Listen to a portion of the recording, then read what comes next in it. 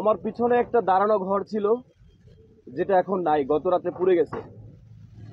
এর কারণ হচ্ছে আমি জুলাই আগস্ট আন্দোলন করেছি, আমি জুলাই আগস্টে কথা বলেছি, বাংলাদেশের পক্ষে কথা বলেছি, বাংলাদেশের মানুষের জন্য কথা বলেছি। তো বাংলাদেশের মানুষের জন্য কথা বলে কি আমি ভুল করেছি? আমার আজকে দাঁড়ানো ঘর নাই কেন? ঘরের বাইরে থেকে লাগানো আটকায়, তারপর ভিতরে আমার বাবা ছিল, মা ছিল। সিল্কোর সিল্ক অ্যান্ড শাইন, যাতে আছে আর্গান অয়েল ও ওট প্রোটিনের গুডনেস, যা আপনার চুলকে রাখে হেলদি অ্যান্ড শাইনিং। আমার ভাবি ছিল, আমার ভাতিজির বয়স 4 মাস, আমার ভাতিজা ছিল 4 বছর।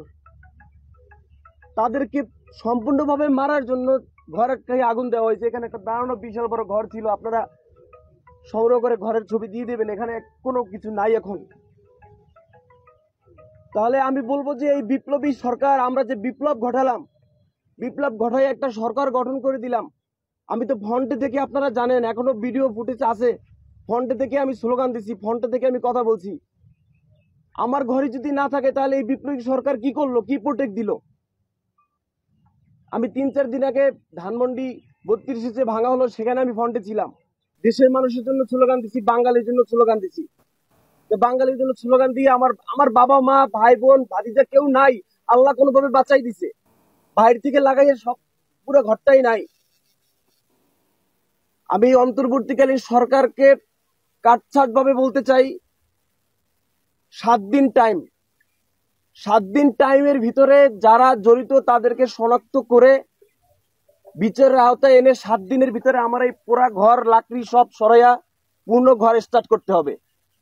7 দিন টাইম। 7 দিনের ভিতরে যদি না করা হয়, আমি 7 দিনের মাথায় রাজপথে আমি একা দাঁড়াবো। আমাকে এই রাজপথে দাঁড়ানোর জন্য টিএসসিতে যেতে হবে না, আমাকে প্রেস ক্লাবে যেতে হবে না, আমাকে সচিবালয়ের সামনে যেতে হবে না। আমি পুরা ঘরের সামনে আমার রাজপথ এখানে দাঁড়াবো। এখানে দাঁড়ানোর জন্য টিএসসি পর্যন্ত জ্যাম লেগে যাবে। আমি বিপ্লব করে হাসিনাকে লড়াইছি, আমরা সবাই মিলে।